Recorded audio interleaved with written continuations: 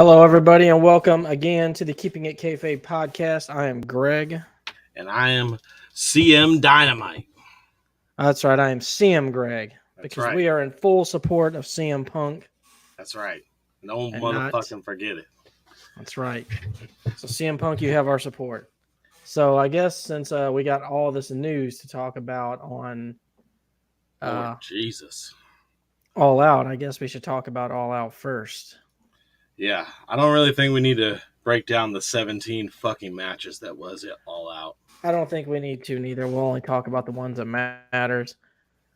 I am seeing a report on wrestling news right here. CM Punk undergoes surgery, likely out 8 months. Yeah, they're saying torn tricep or bicep or pec or all three of those. So Has undergone surgery for a torn left triceps injury. Well, that's fucking great. We just lost him, and now.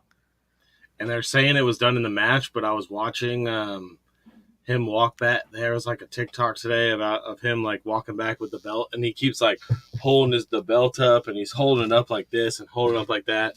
And so I'm definitely I'm pretty convinced that that's not what happened. He was doing something weird with his elbow the whole match, though.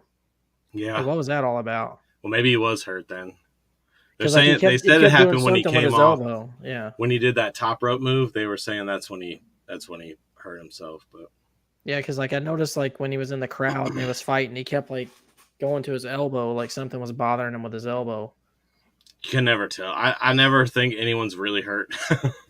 That's true. I just look at them and go, well, they're probably just selling that. So, but I guess before I look through this news here on the wrestling site anymore, let's go ahead and talk about what happened at All Out and the media scrum and all of that. Well, CM Punk lost his shit, man. He got tired of fucking people trying to bad mouth his name into the press, and he let him have it. He did, and rightfully so, I might add. And he basically tore into all the EVPs. Yep, Adam Page. Basically said, what did he say about Adam Page? He said, he's an like, empty-headed fuck. Yeah, and an empty-headed fuck. Yeah. An empty-headed fuck like Adam Page. He also said that the EVPs couldn't manage a fucking target. Oh yeah. Yeah. So all the guys at my work who watch AEW are full on convinced this is a work. Yeah, and I have some friends on TikTok that are saying the same thing. Not very many. A lot of people have finally said, "Yeah, I don't think this is a work." And then another guy said, "If it is a work, it's a really bad work because now everybody hates all parties," which is pretty true. That's why it would make no sense. So I just don't see it. I think maybe it could have possibly been something they were working, and it ended up turning into a shoot, as they say. Well, a guy at my work was talking about how basically all the stuff that CM Punk has been doing since he came back is like the same shit Bret Hart did in WWE with the whole getting in a fight in the locker room, and like even one of his matches, if you watch, he finished kind of the same way Bret did. And I just don't. And a lot of people are saying, "Oh, he's been nothing but trouble since he's been in AEW." No, he hasn't. He hasn't. The Eddie Kingston thing, that was a fucking work. That was the storyline. Punk dissed him back in the day, and and yes, apparently there is people in the locker room that don't like Punk, but I don't think it's for the reasons that people are saying, that he's like this. Do you know why they don't like him? Because Punk is their daddy, and they're a bunch of fucking children. That's why. Exactly. Because he was in there trying to, do what he does. Well, what it is he's in there trying to be an authority figure, which, he's kind of been in the business a while. He actually has some knowledge he can share, but none of those guys want to learn anything because they all know everything. And, this is not WWE. We don't need to be told what to do. And well, even said that about Adam Page, about how Adam Page was on a podcast saying he doesn't need to take advice from the old guys. He does his own thing. Like, why wouldn't you take advice from professionals? The analogy he gave during that media scrum was perfect. He's like, He's like, these guys talking about they don't need advice. Is like, yeah, you got Sammy Sosa, Mark McGuire, you know, Oh yeah, all the great hitters, I don't really need any batting advice. I'll just work So on my I'm swing good. over here by Yeah. myself. Like what? Yeah, like in any job, why would you not? I mean, I do that. I've done that everywhere I've ever worked. That's why been able to get where I've gotten, because I learn from the older people and learn the good stuff, what's good and what's bad and what not, what to do and what not to do. That's what you're supposed to do in life, especially in a Exactly. career like wrestling. I mean, you should definitely want to listen to the older guys. I would. And obviously CM Punk's shown that he kind of knows what the fuck he's doing. He's made the money. He's been the star. So I mean, the guy was so fucking popular that he couldn't stay away from WWE. Which is funny though, because I heard a story that Vince McMahon really had no clue who CM Punk was or what kind of wrestler he was. He just had so much internet buzz that he was like, "We got to get this guy on." He thought CM Punk was a Jeff Hardy type wrestler, and he's like nothing. oh, and Vince he is was actually clueless. going to So fire him, and Paul Heyman's the one that convinced him to not fire him. all right. So any thought? What was your theory? You said you had a theory. Okay, so I believe that most of this is because of the EVPs, mainly the Young Bucks. They have a history in other promotions of trying to bury talent that's not their friends. And AEW for a very long time has been all friends wrestling, and it's shown on the product. And I watched Dynamite, and I watched it with a fucking fine tooth comb, because I was like, this is going to be a very important Dynamite, like the most important Dynamite probably of AEW's since it was made. So I've come to the conclusion that I think this is what AEW needed. I think Punk actually did AEW a favor, because he exposed all the bullshit that's been going on in the back. Yeah. He forced Tony Khan to finally put his fucking foot down and say, you guys are done. You guys are done for right now, because everyone's suspended. They haven't said for how long, but everyone's suspended. And I would think that the EVP titles will go away. And I think they had a talent meeting before Dynamite, and it was Jon Moxley, Chris Jericho, and Bryan Danielson leading the meeting. And you could tell watching Dynamite. Now, I'm not saying Dynamite was perfect, but it was different. It was different than past Dynamites. It was way more polished. It did feel like a more polished show. It was way more polished. More things made sense. The storylines were more clicked together. Just, you could definitely tell there was like a difference in the locker room. And the people that should be, if there's anybody that should be having their hands in the cookie jar, it's those three guys, not the fucking dumb Young Bucks. Maybe Kenny Omega. I don't really Dumb know Young Bucks. where Kenny Omega stands in all this. Apparently, in the fist fight that happened in the back, he was just trying to save CM Punk's dog. So That sounds like Kenny Omega. so I'm not really mad at Kenny Omega. Wolfie, I guess. no. Yeah. He was like, "Let me get Larry out of here." So apparently, the story goes, Larry. he came in and Larry was like freaking out when they busted in the door. So, and then immediately they started. CM Punk and Matt Jackson started fist fighting, and the dog was going crazy. So he ran in and grabbed Larry and got Larry to safety. And then he went back in to try to break the fight up, and then Ace Steel ended up biting him and pulling his hair. So I don't know, but I think the biting thing is funny to me. I don't know. That's just something I probably would never do. To me, in a like fight. the only way you're gonna bite somebody is like if they have you in like a something headlock really or something desperate, where you can't get out. Yeah. Yeah. So. I don't know, but I think this is what AEW needed, and I think time will tell. But I feel like they're going to go in a different direction now. I hope that all these guys come back, because I think wrestling is better with all of them guys in it. I hope they can squash the beef, come back to AEW. But I don't think I like the Young Bucks anymore, though. Yeah, I mean, it's going to be hard for me to cheer for them now, that basically getting the proof that everyone's always said all along, that they're pretty much impossible to work with, and they don't like anybody being bigger than them. Yeah. it's rumored, but there's a lot of conflicting reports, so I don't know. But it's rumored that they're the reason why FTR got taken off the video game. But some people say it's because of budget. But that was one thing people were upset about. Like, why Of didn't all the the people you could take off that game, why the fuck would you choose FTR? plus why did the Young Bucks go over on FTR when they had all three belts and they could have given them the AEW titles and had them be like the most dominant tag team, but they had to take the belts. Before we jump into All Out real quick here, because we'll do All Out first, then Clash at the Castle.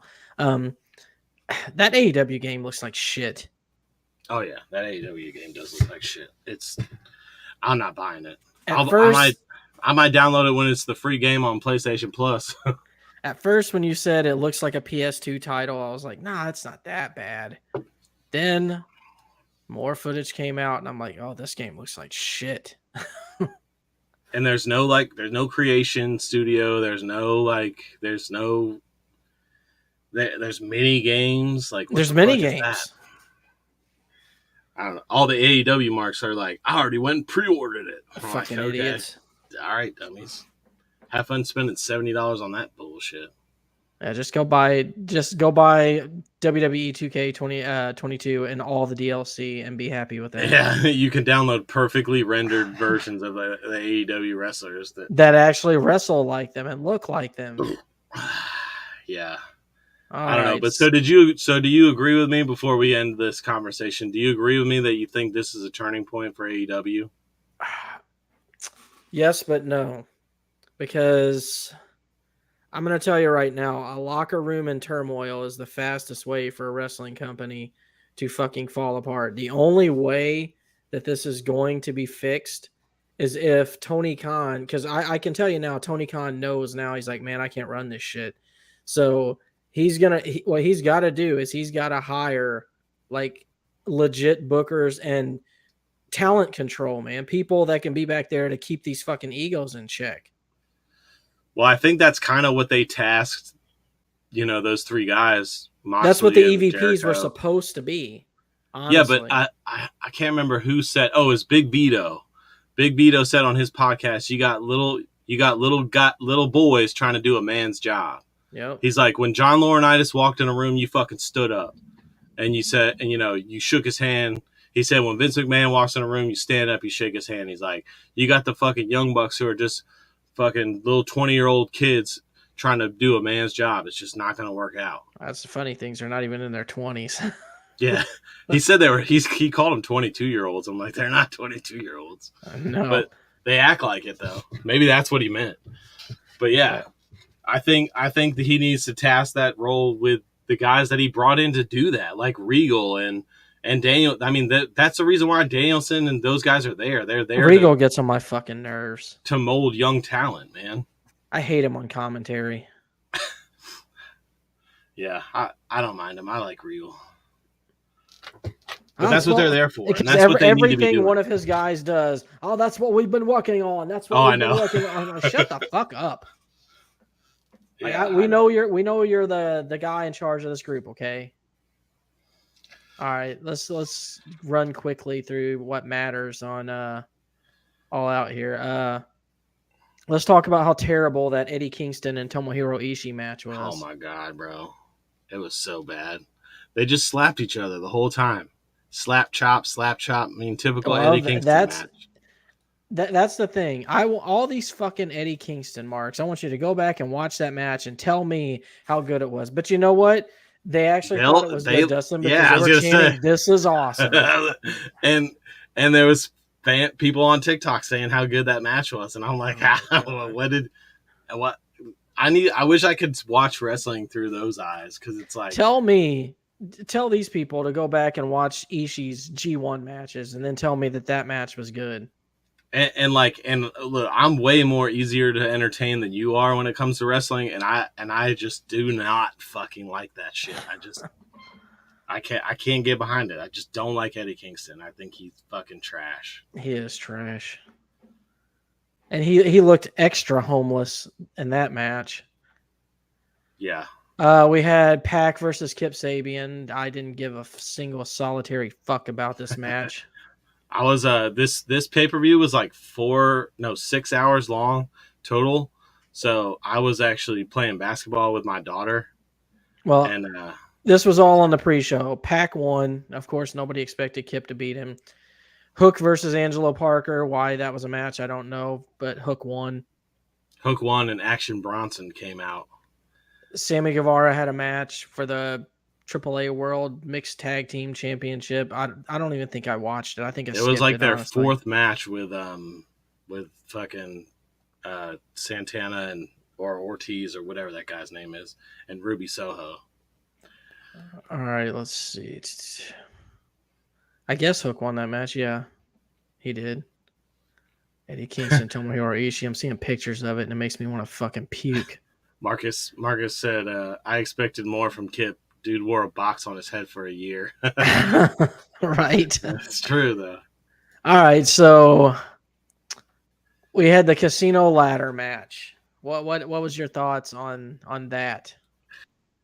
I mean, okay, let me. This is something I wanted to ask you actually. So this is how they brought MJF back, but not really. I mean, you didn't know it was him yet, I fucking knew it was him. but we all knew it was going to I be could tell by MJF. by just by the body actions. And honestly, the match itself was just a big clusterfuck, and it was like God, it was random horrible. thrown in there. Like, so what I wanted to ask you is, how would you have done this better? That casino bat. Well, Like let's. to bring him, since they used that to bring MJF back. So what would you have done better to bring MJ? And now he's got to get the chip though. He's got to have that money. That's their money in the bank. So how does he get? What's a better way to bring MJF back and give him that money in the bank? You send out all of those guys. Mark Hathaway, Stokely Hathaway. You send all his group out, everyone that he's recruited. Or since you're already trying to make what's his face, fucking Big Cass. I can't think of his actual name. Morrissey, Yeah, W. Morrissey. Yeah, W. Morrissey. So this is what you do actually. Since you're trying to push this guy anyway to be the next Wardlow, you have him come out with the rest of Stokely's group, and he just fucking lays everybody out. I mean, everyone, every single person out there, making him look like a badass. Then you could still have the Joker come out. You're like, okay, here's the Joker. He gets in the ring, crawls up there, grabs that chip, stays on top of the ladder with the chip in hand, pulls off that fucking mask, and it's MJF. But I kind of like what I meant by better is like, why even have a ladder match? Is there a better way to do that To bring him back, and give him that money in the bank? I mean, I kind of didn't like it at first, but the way it ends up, the chip thing makes sense like. because it instantly puts him in the title picture. Yeah. So I mean, I don't have a problem with them giving him the chip. I just think they did it like the reveal later in the night. I understand why they waited till later to reveal, but like my thoughts on that is like, I don't know, man. They should have revealed it early on and then just had MJF come out and challenge the winner. But I didn't mind it. It does kind of suck though because it was so fucking like how he brought. I really didn't have a huge problem with Stokely Hathaway coming out and doing it the way they did it. My problem was just that the match fucking sucked. Yeah, the match was bad, really bad. But I'm wondering, is MJF even a part of that group? I don't think so. So my theory on that is that he actually just hired them to. So this is the thing. If he hired him and he mentions that he hired him, that's fine. If nothing ever fucking comes of this and Stokely Hathaway comes out there and grabs the chip and gives it to MJF, but MJF doesn't work for him, it's fucking stupid and it doesn't make sense. Yeah. No, I get it.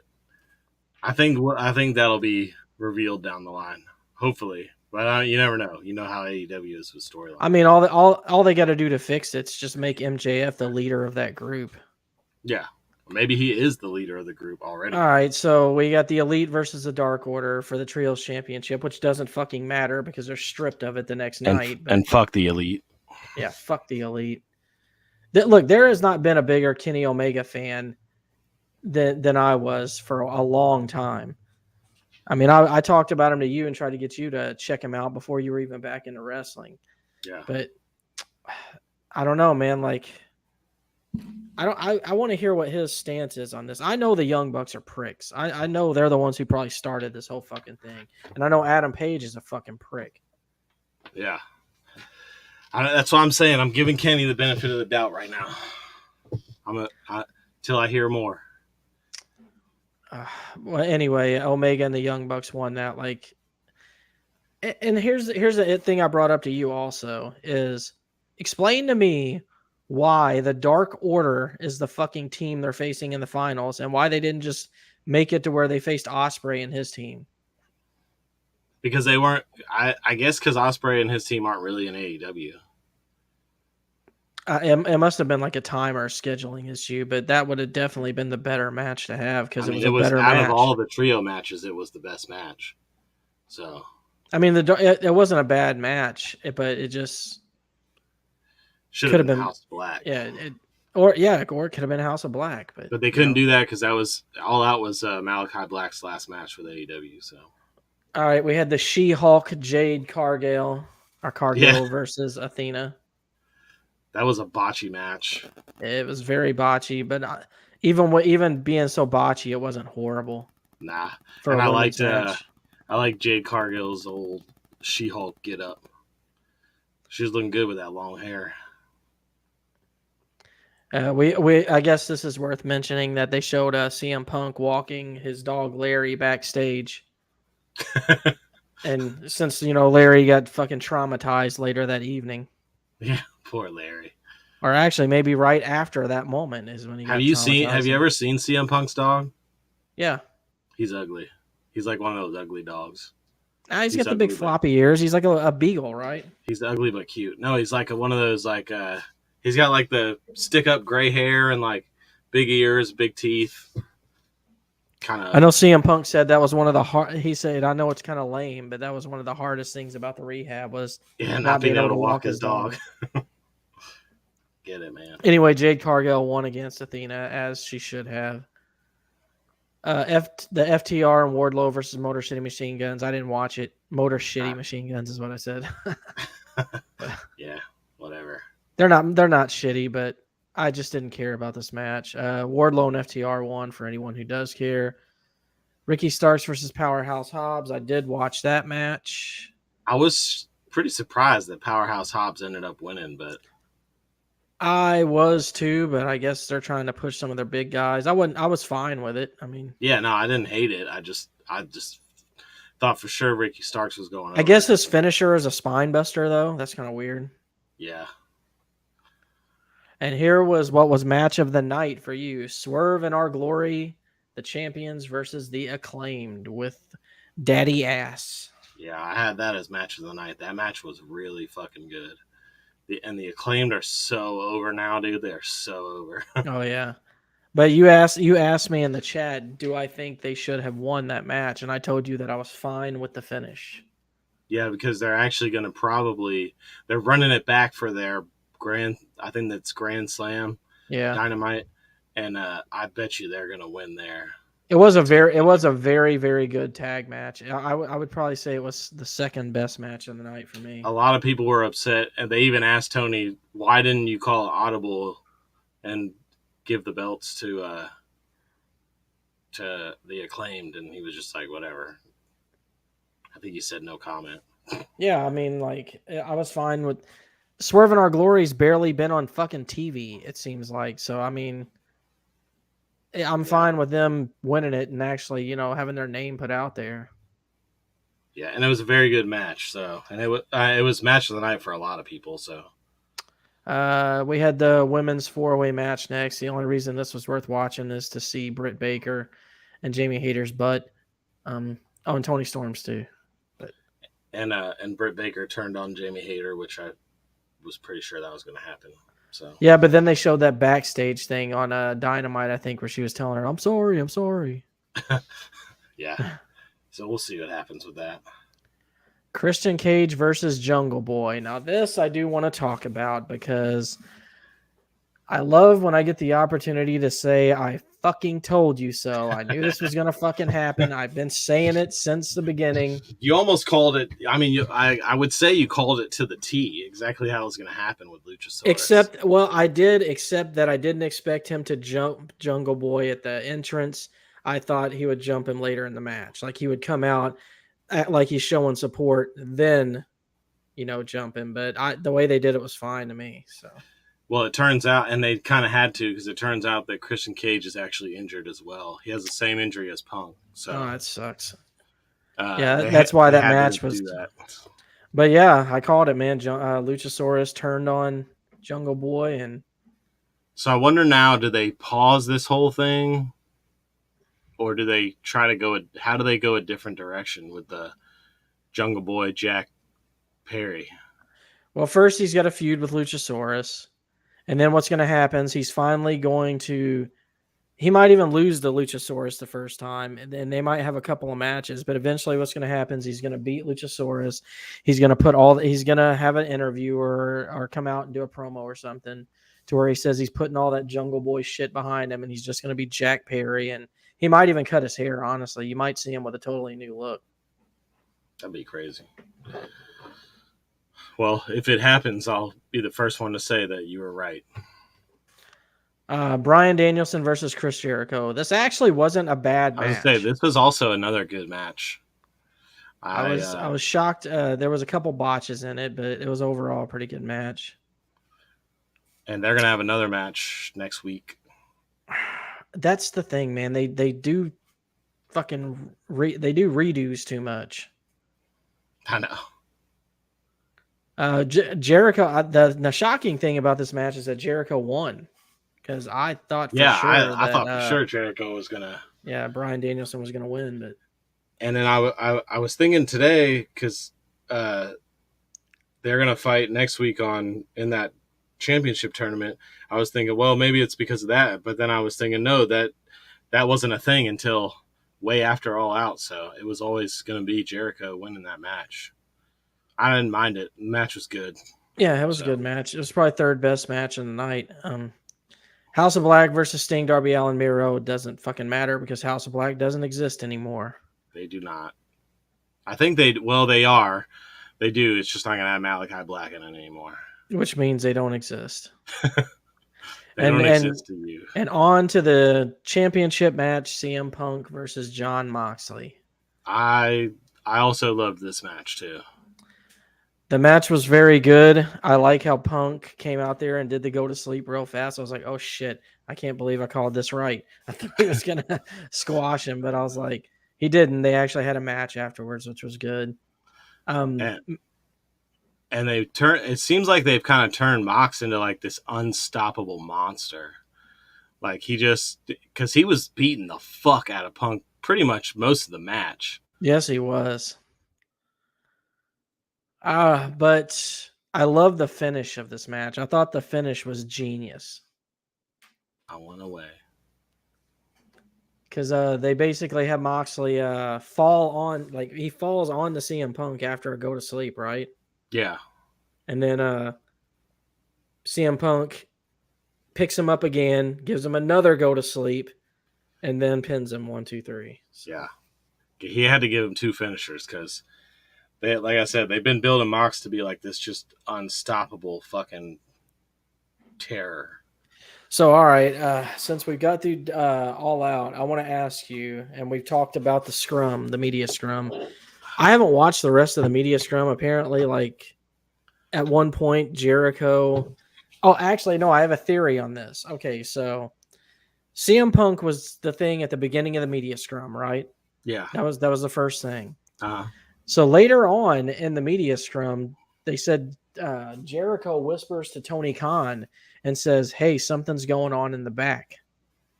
Oh, yeah, I did hear that. I have a theory that after Punk's scrum and he went to the back, that they got into it again. And that's where the suspension came in. I don't think they were going to be suspended before. I think they probably got into it again back there. No, that's when the fight happened. The fight, so what happened is there's more details on this story now. So what happened was Punk went to the back. There was after talking all the shit. and the Yeah, so scrum. and there Okay. was supposedly like a little back and forth between the Bucks and Punk's team, and then Punk went into his dressing room, and then the Punks were like, or the Bucks and Kenny Omega came in there. There's a report that they kicked the door down. Now they're saying they didn't kick the door down; they just walked in there, but Got they Punk don't went have a in lock on his door. and immediately started fucking like Matt Jackson and CM Punk immediately start going to blows. Kenny Omega saves Larry. Then Nick Jackson gets a chair Why is thrown at that his always funny face. to me? I don't know, because I can just see Kenny Omega with his fucking crazy hair and his. It's fun. It's funny to me because like here fucking Nick and CM Punk are going at it, and CM and fucking Kenny Omega's like, Larry, no. He's like, let me get Larry. Supposedly he was trying to break everything up. I think one of the Bucks got a chair thrown at their head and hit him in the eye. Oh yeah, there's a lot of memes with chair throwing Because right they're now. during the Tony Storm and Tony Khan press conference during her turn, you can actually see some security run through the frame in the back behind her, and you see the security running towards whatever was going on back there. And then but Tony Khan still had no idea, and Jericho's the one that told him, "Hey, some shit went down." So we haven't really heard anything from Punk or the Bucks or Kenny Omega since, and Well, Hangman's not really talking either. So it's it's going to be in litigation, and they're also doing an investigation because they're the second in command, who's this lady, I can't remember her name. She actually was witnessed the whole thing happen. Also, apparently MJF was also right there when it happened too. So I think they're bringing in like a third party. There's going to be like a whole investigation. So I think they just all have to keep their mouths shut right now. That's weird. It is weird, but what's to investigate? Some guys got in a fucking fight in the locker room. I guess they got to figure out. I guess they're trying to figure out what they're going to do. Basically, with like, it probably has to do with like contract termination, stuff like that. Because maybe somebody might get fired. Man. Well, let's ask this. Do you think? Let's say they fire CM Punk, okay? Yeah. Do you think he goes to WWE? Do you think that's a possibility? I mean, I don't know. I think at this point, anything's a possibility. I mean, I kind of think that if they do end up firing CM Punk, that he is petty enough that he might be willing to just drop all the, bury the fucking hatchet, because he's already worked with WWE technically already with the Fox show thing when he did that. Yeah. So he's kind of showing that he's almost open willing to it. Yeah, he's not like totally closed to anything WWE related. So, I mean, and I think Triple H would do what's best for business, and he absolutely would. And rumors, and like back when all this Punk stuff was still going on and was fresh, and after he left, Triple H is the one who continuously reached out to Punk, but Punk wouldn't take his calls. Yeah. I mean, I wouldn't mind seeing it, and honestly, like with the way he's been injured off and on, like this is going to be his final run. So if he and that's the other thing too, like where better for him to retire other than there. Yeah, and honestly, that's probably like a good little like redemption story for him. Maybe maybe he can win some fans back. But here's the question I have for you.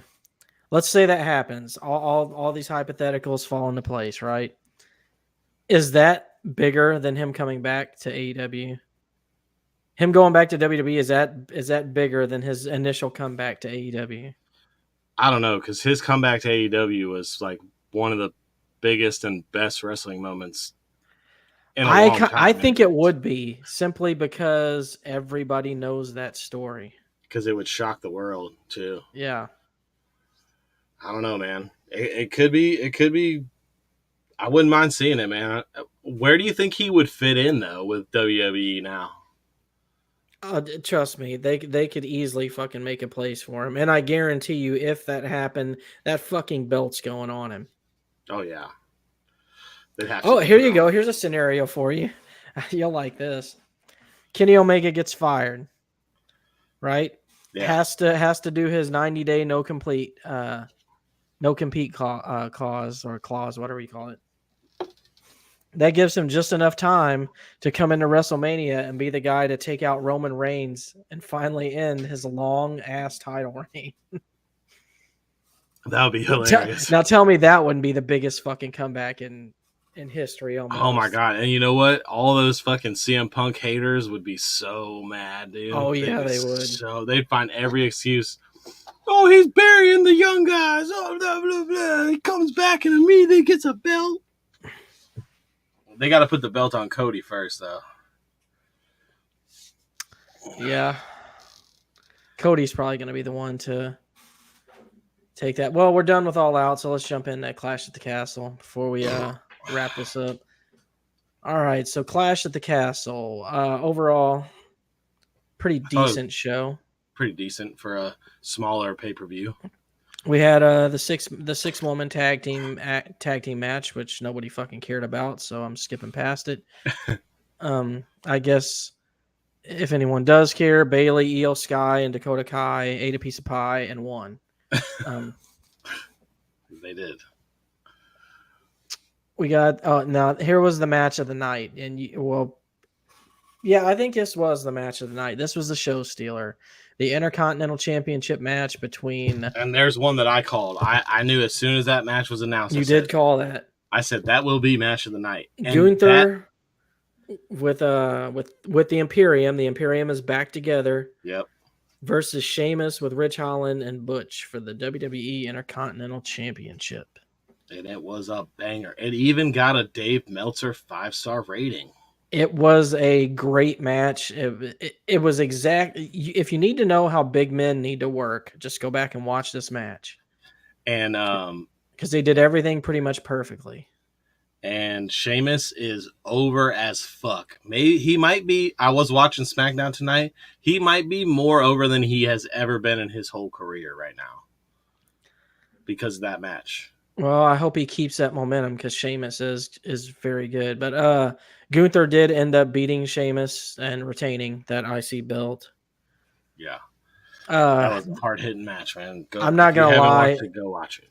Yeah, that's definitely a must-watch match. Liv Morgan defended the SmackDown Championship. I ain't going to lie. I skipped to the end of this match. I didn't watch any of it. And I like Shayna Baszler, but I already knew Liv was going to win. So I just said fucking skipped it. Yeah. Which she did win. Then we had another thing that we both predicted. Tag team action. Edge and Rey Mysterio with Dominic Mysterio versus the Judgment Day. And Dominic Mysterio finally turned on his father. Yes, he did, and we called it. And he is now part of Judgment Day. Which, I mean, everyone was predicting that anyway. That's not like that's some major prediction that we fucking had there. Everyone was calling that shit. Rhea Ripley said that she took Dominic and turned him into a man. I don't know what that means, but I mean, I envy him. Yeah, me too. She can. You know what? I'm not feeling very manly right now, Rhea. Why don't you come help me out with that and turn me into a man again? Next up, we got Matt Riddle and Seth Rollins. Another good match. You know what though? This is what's weird. It was a good match. I watched the whole thing, but for some reason I wasn't feeling it, man. I don't know why. Even with the little build up to that little scrum at the end. Yeah, that's the whole thing. I kind of feel like I don't know. Something felt were your expectations too high? Maybe. I don't really know. I honestly can't explain what it was, but like something about that match just didn't do it for me. I love Seth Rollins though, man. I wasn't too crazy about his gimmick at first when I first started watching WWE again, but I really like him now. Probably definitely like in my top 5 favorites. We did both say that Seth would win that match though, which he did. Oh yeah, he was due. And then the WWE Undisputed Championship match: Roman Reigns versus Drew McIntyre. This was a good match. It was a very good match. I was actually watching it on my phone, and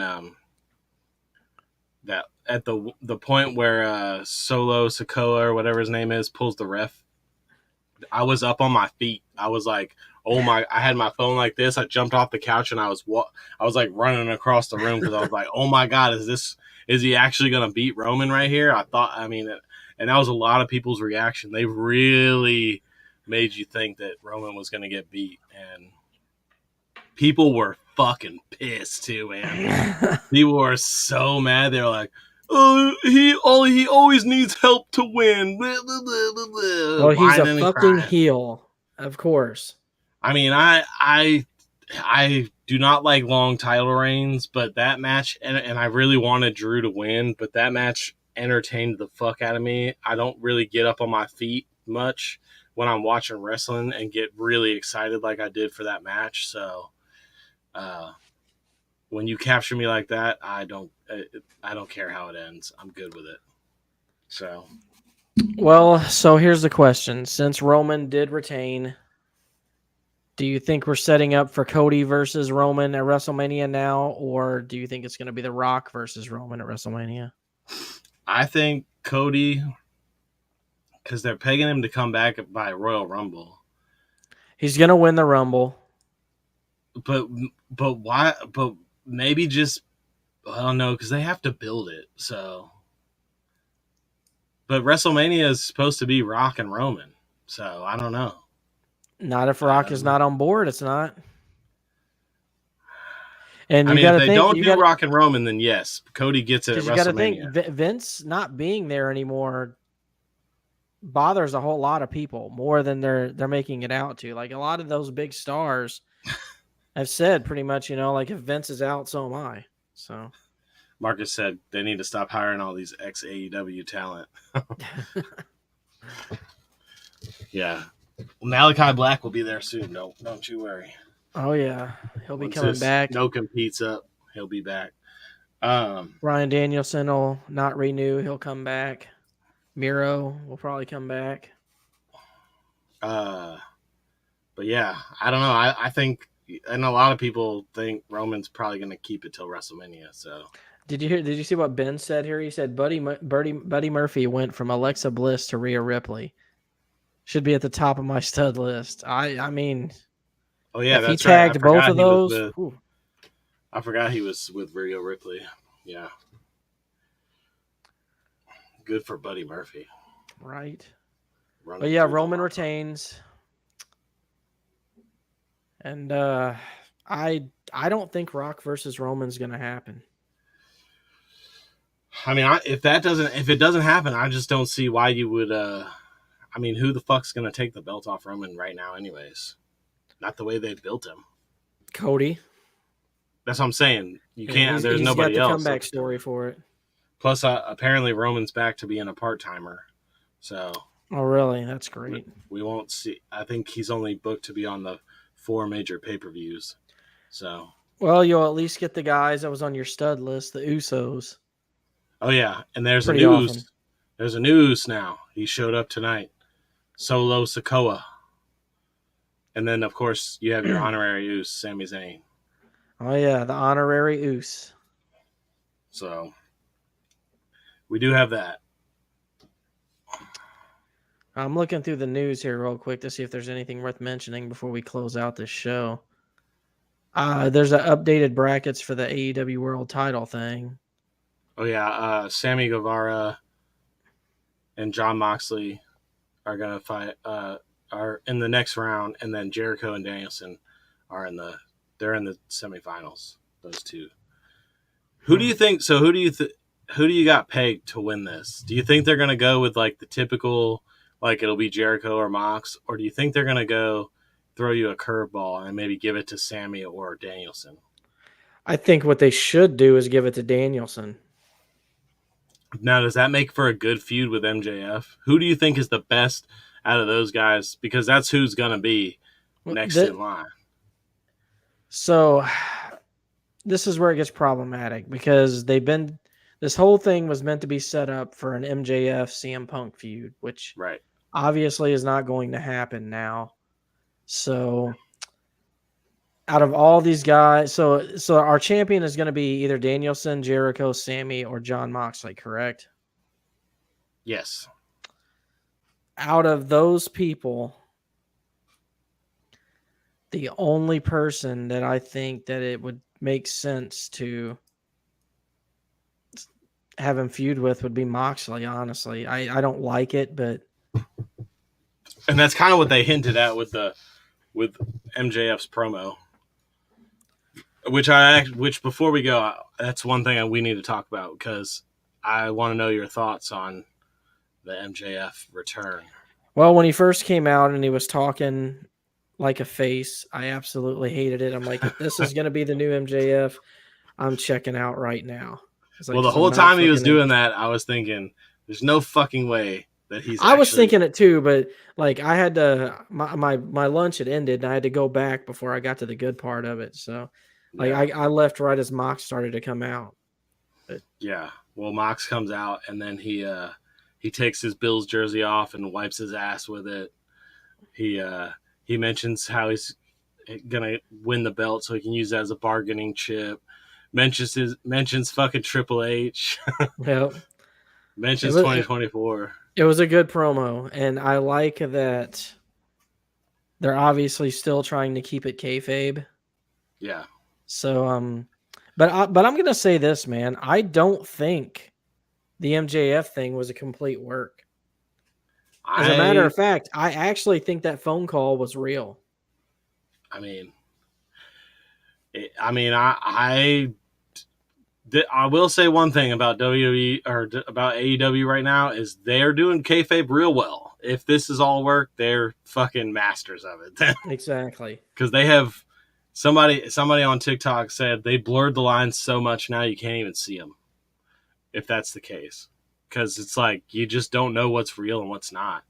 But yeah, I'm not convinced that MJF won't go to WWE in 2024, especially now with the way things are there now. I think he will. Why wouldn't you? So, as much as people want to hate on WWE, it's the pinnacle, man. It's the fucking top of I the think it's the yeah, NFL. and that's the thing, man. It's the top dog. It's gonna stay the top dog for a long time. My favorite organization is New Japan. So I mean, yeah. I think as a whole, it's the best wrestling product. But And honestly, w, like I like AEW more. I more entertained watching AEW than when I watch WWE. But I just like all of it. I don't really have a favorite, but I have a preference. But yeah, it's I don't top know. dog. Well, the MJF thing is interesting because I really think that guy's probably a fucking complete douchebag and probably a pain in the ass to work with. Honestly, he's probably just like Punk in the back. You think so? I don't know. He seems like he's a nice guy though.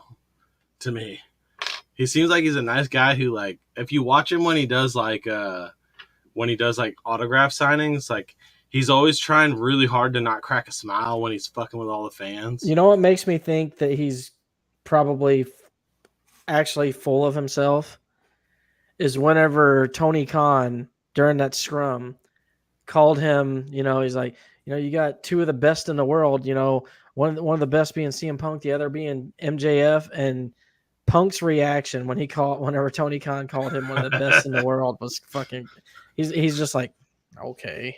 It's like this guy's one of the best in the world. Like, get the fuck out of here. Dude, Tony Khan's facial expressions during that Punk thing just fucking golden. Oh, he was mortified, dude. It, The it whole was it time. was so. He's like, God, why is he saying this? And the thing is it's funny because Tony Khan's a fucking billionaire, but he's still scared to tell CM Punk to shut the fuck up. I know I would have been like nudging him, like, hey man, like, stop. All right. We're not gonna go over Raw or Dynamite this week. We'll touch way too on much. yeah, Way too much stuff going on. way too much. We just wanted to touch the pay-per-views because that is the big news. So, and honestly, not anything major happened on either show anyway. That's really worth talking about. Nope. But that's gonna do it for us. I don't think we decided what list we're gonna do on Slackercast next week. Yes, we're doing a top 10 cereal list. Top 10 That's right. breakfast cereals. Top 10 breakfast cereals. So So tune make into sure you that go check Tuesday. that out. Check it If you're out. not subscribed to the Slackercast, it's the Slackercast on YouTube. Subscribe. Yep. Subscribe to us. Tell your friends. Our end theme is awesome. Tell your mom. Yeah, tell your mom. Tell your mom about Dustin because I'm the young gravy of podcasting. he is your mom's best Number side one piece. stud. All right, that's gonna do it for us. So until next time. Keep it kayfabe.